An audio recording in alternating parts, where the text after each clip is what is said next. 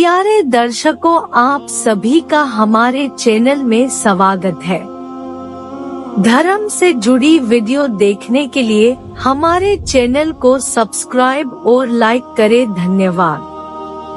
प्यारे दर्शकों, अगर आपने वीडियो का इससे पहला भाग नहीं देखा तो इस चैनल पर जाकर देखें। धन्यवाद। हम यह दुआ करते हैं कि प्यारे दर्शकों के ऊपर वाहिगुरु कृपा करे। सभी प्रेम से बोलो वाहिगुरु। जीवन वृत्तांत। गुरु अमरदास जी। प्रारंभिक जीवन। आरंभिक समाचार। साहिब सतगुरु अमरदास जी का जन्म 5 मई सन 1479 में बासर के गांव अमृतसर से लगभग 5 मील की दूरी पर हुआ। आपके पिता का नाम श्री तेजभान भल्ला व माता का नाम लक्ष्मी जी था। देसी हिसाब से आपका जन्म 8 ज्येष्ठ संवत 1536 को हुआ। चंद्रमा की तिथियों के अनुसार यह दिन बैसाख सुदी 14 का है। इस तरह स्पष्ट है कि आयु में आप श्री गुरु नानक देव जी से 10 वर्ष छोटे थे। बासरके में श्री तेजभान जी खेती बाड़ी करते और कुछ व्यापार दुकानदारी आदि का काम भी करते थे। आपके 4 भाई थे जो सब खेती बाड़ी और व्यापार आदि का काम ही करते थे। सन 1503 में 11 माघ संवत 1559 को आपका विवाह गांव सनखत्रे में देवी चंद बहल क्षत्रिय की बेटी राम कौर से हुआ।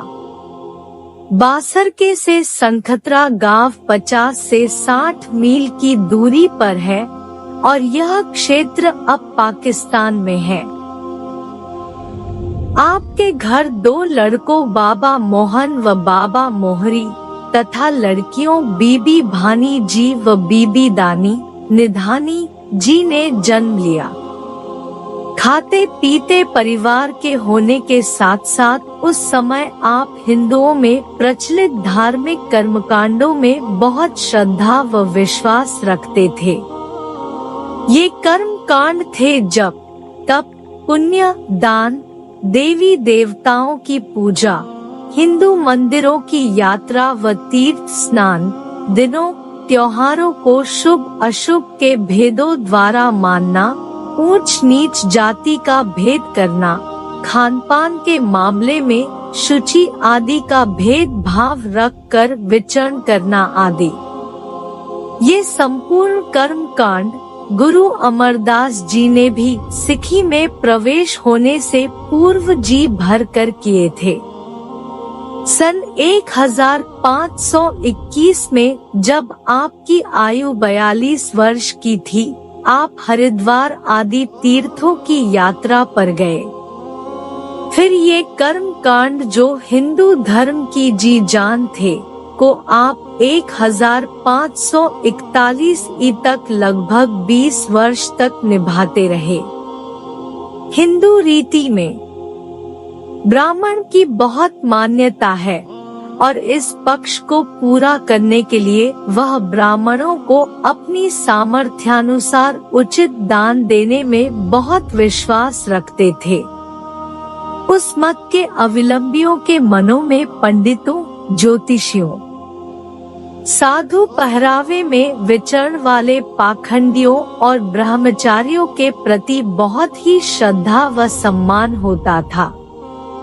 ये प्रवृत्तियां आज भी इस मत के धारणकर्ताओं में काफी देखी जा सकती है। सिखी धारण करने से पूर्व गुरु अमरदास जी के मन में भी इस प्राचीन मत के लिए अगम्य श्रद्धा थी, जिसके कारण आपकी धार्मिक गतिविधियां, रुचियां व स्वभाव आदि उसी हिंदवाणी शैली के थे। यह बात पक्की है कि कि आपकी लगन बहुत गंभीर और पक्की थी।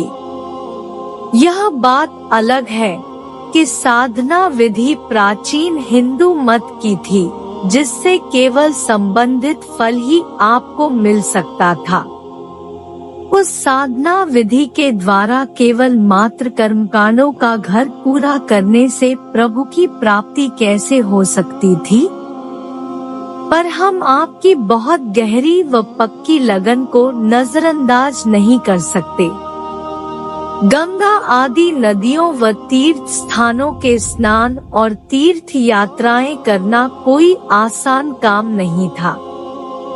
फिर उसी काम पर लगे रहना आपके समर्पण और दृढ़ वृत्ति को भली भांति स्पष्ट करता है। यातायात के वर्तमान साधन बसें, रेलगाड़ियां, जहाज आदि का तो उस समय अस्तित्व ही नहीं था। घर गृहस्थी में से इतना समय निकाल लेने व यात्राओं की कठिनाइयां सहन करना पक्की लगन के बिना संभव नहीं था। उस समय की यात्राएं खतरे से खाली नहीं हुआ करती थी। यात्रियों के पास तीर्थाटन का केवल एक ही चारा था कि वे शक्तिशाली काफिले या संग साथ बनाकर इकट्ठे होकर यात्रा करें। याद रहे कि सन 1541 में आप 21वीं बार हरिद्वार गंगा की यात्रा पर स्नान के लिए गए थे। आम तौर पर शाही सड़कों और आम चलते हुए तो के द्वारा हो यात्रा की जाती थी, चाहे इस तरीके से कई बार अधिक लंबा रास्ता करना पड़ता था। प्रमुख मार्गों के किनारे समय की आवश्यकता अनुसार धार्मिक रुचियों वाले लोगों ने विश्राम गृह बना रखे थे। ये विश्राम स्थल कई बार गांवों की पंचायतों अथवा नगरों के धनाढ्य व्यक्तियों द्वारा अपने धर्म प्रेम को प्रकट करने के लिए बनाए जाते थे, और कई बार मंदिरों, शिवालयों वाले भी ऐसे आरामगृह जनता की भलाई को दृष्टि में रखकर कायम कर दिया करते थे। कई बार कई संत, साधु और ब्राह्मण आदि धार्मिक रुचियों वाले व्यक्ति भी ऐसे ठिकाने बनाकर रखा करते थे, जिससे एक तो किसी सीमा तक वे अपनी धर्म भावना को लोक सेवा की खुराक के बहाने शांत कर लिया करते थे, व दूसरे इन ठिकानों पर टिकने वाले और रैन बसेरा करने वाले यात्री प्रस्थान के समय इन संतों, साधुओं, ब्राह्मण डेरेदारों की सामर्थ्यानुसार दान द्वारा सहायता भी कर जाते थे, जिससे उनकी वाहवाही हो जाती थी। दुर्गा ब्राह्मण व ब्रह्मचारी साधु से मेल पूर्वोक्त तरह का एक ठिकाना एक जरनैली सड़क के किनारे बसे महड़े गांव, परगना मुलाना के दुर्गा ब्राह्मण ने भी बना रखा था।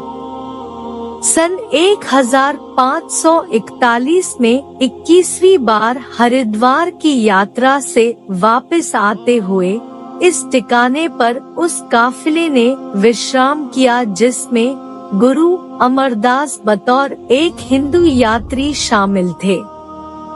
इस काफिले में एक ब्रह्मचारी साधु भी शामिल था, जो गुरु अमरदास जी की सेवा भावना और गुणों के कारण उनकी ओर स्वतः ही आकर्षित हो गया था।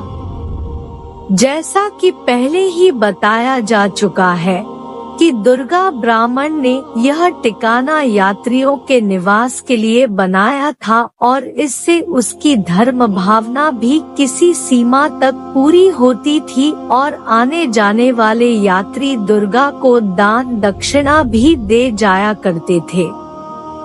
प्राचीन इतिहास के अनुसार दुर्गा सामुद्रिक ज्योतिष विद्या की भी जानकारी रखता था। उसने अपने इस ज्योतिष ज्ञान के आधार पर गुरु अमरदास जी के चरणों व हाथों पर पद्म रेखा बताई, जिसका उसके ज्योतिष के अनुसार बहुत महात्म था और उसके अनुसार पद्म रेखा वाले मनुष्य का भविष्य में चक्रवर्ती राजा अथवा बहुत ही भाग्यशाली मनुष्य होने का योग होता है। जाते समय दुर्गा ने गुरु अमरदास जी से दान दक्षिणा लेते समय यह कहकर रस्मी तौर पर न भी की कि भविष्य में जब गुरु अमरदास जी की पद्म रेखा का प्रताप प्रकट होगा, जब वे उस राज भाग के मालिक होंगे तो वह उनसे मुँह मांगा दान प्राप्त करेगा। पद्म रेखा और इसके योग की जानकारी मिल जाने के कारण यात्रियों के काफिले में शामिल ब्रह्मचारी साधु गुरु अमरदास की ओर और अधिक प्रेरित और प्रभावित हुआ। हिंदू संस्कारों के कारण गुरु अमरदास जी ब्रह्मचारी साधु की सेवा भी अधिक करने लग गए।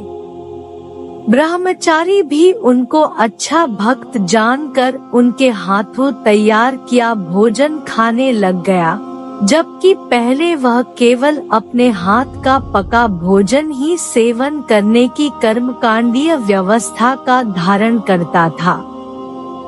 इसी प्रकार यात्रा तय करते करते काफिले सहित गुरु अमरदास जी तथा ब्रह्मचारी साधु बासर के पहुंच गए।